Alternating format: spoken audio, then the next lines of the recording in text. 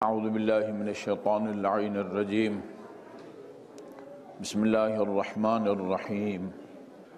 مومنین کرام، گزشتہ جمعہ کے پہلے خطبے میں نے آپ کی خدمت میں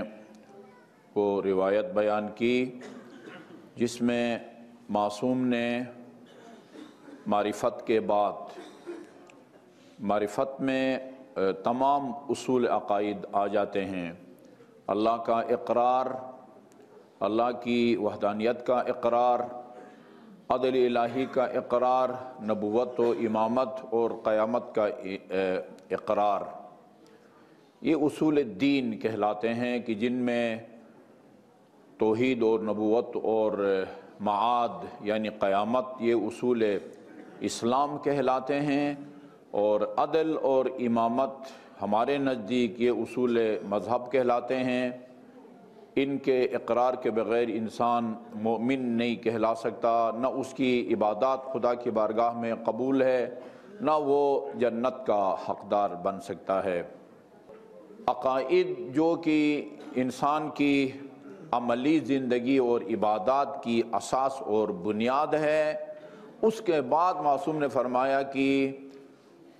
اللہ کی خوشنودی کے لیے انسان اپنی عملی زندگی میں جو کام بھی کرتا ہے یعنی عبادات، یہ تمام عبادات کی روح قصد قربت ہے۔ جتنے بھی عبادات ہیں جو قصد قربت سے انجام دیے جاتے ہیں، معصوم نے فرمایا ان سب میں افضل ترین جو عبادت ہے وہ نماز ہے۔ لہذا 10 جو فروع دین بیان کیے جاتے ہیں اس میں بھی پہلے نمبر پر نماز کا ذکر ہے۔ اصول دین 5 ہے،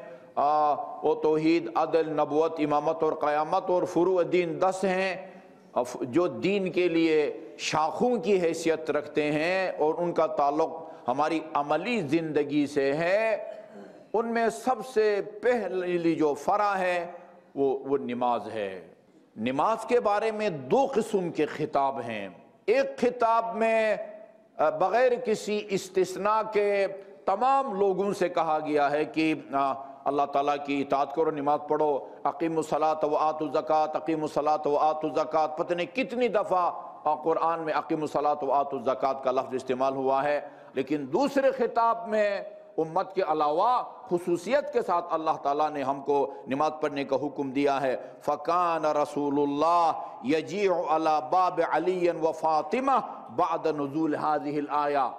اس آیہ کریمہ بس مسجد النبی میں وہ مسلمانوں کے بھرے مجمع میں آپ نے وہ فرما دیا۔ وہ کہتے ہیں کہ وہ مدینے میں نازل ہوئی تھی یہ آیتیں نماز کے بارے میں، تمام مسلمانوں سے جو حاضر تھے ان کو براہ راست خطاب کر کے حکم دیا، جو غائب تھے ان کو ان کے ذریعے پتہ چلا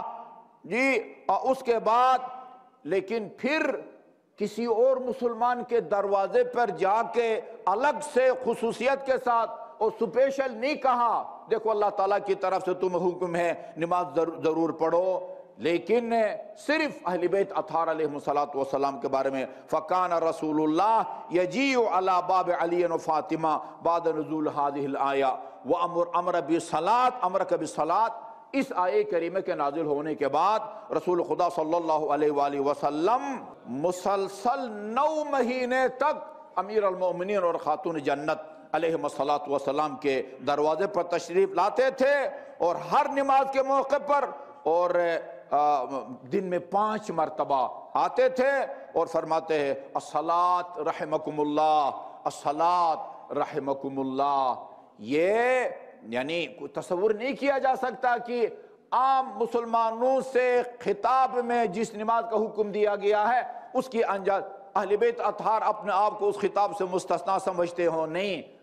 اس سے اہمیت کو اہل بیت سمجھتے ہیں۔ تصور بھی نہیں کیا جا سکتا ہے کہ اگر رسول گھر پہ جا کے سپیشل نماز کا حکم نہ دیتے تو نعوذ باللہ یہ نماز میں کوتاہی کرتے ہیں، لیکن اس کی اہمیت اجاگر ہوتی ہے، نماز کی اہمیت اور اپنے اہل بیت کی اہمیت اجاگر ہوتی ہے۔ امام علیہ السلام فرماتے ہیں، امام رضا علیہ السلام نے اللہم صلی اللہ محمد وعلی محمد، آدم سے لے کر وہ انبیاء عیسیٰ موسیٰ ان تمام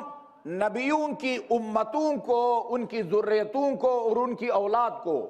کسی نبی کی ذریت اور اولاد کو اللہ تعالیٰ نے اتنی بڑی کرامت اور عزت سے نہیں نوازا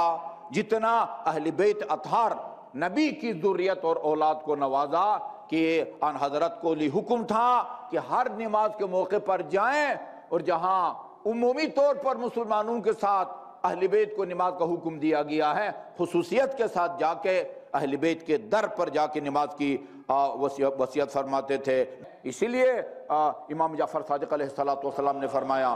لا تنال شفاعتنا، قسم کھا کے فرمایا اپنی رحلت سے چند لمحے پہلے تمام اہل خانہ کو جمع کر کے، آنکھیں بند تھی اور سب کو جمع کر کے آنکھیں کھولی اور فرمایا لا تنال شفاعتنا مستخف الصلاۃ، یہ کبھی بھی ہماری جو شفاعت ہے وہ نماز کا مستخف، اس کو ہلکا سمجھنے والا، مکمل طور پر ساری زندگی تاریک نہیں، نماز کو ہلکے سمجھنے والے کو ہماری شفاعت نصیب نہیں ہوگی۔ یہاں سے آپ اندازہ لگائیں کہ شارب الخمر کو اللہ تعالیٰ نے کافر نہیں کہا ہے، زانی کو اللہ تعالیٰ نے کافر نہیں کہا ہے، تو دونوں گناہ ہیں کبیرہ۔ زانی کی سزا ہے، بعض اوقات سزائے موت دی جاتی ہے، بعض اوقات اس کو کوڑے لگائے جاتے ہیں۔ شادی شدہ کی سزا الگ ہے، غیر شادی شدہ کی الگ ہے۔ غرض یہ کہ ایک صورت ایسی ہے کہ اس کی سزائے موت ہے، لیکن اس کے باوجود اللہ تعالیٰ نے اس کو کافر نہیں کہا، مگر تارک الصلاۃ کو اللہ تعالیٰ نے کافر کہا ہے۔ اللہ تعالیٰ ہمیں ان الہی قدروں کو سمجھنے اور ان کی تکریم اور تعظیم کی توفیق عطا فرمائے۔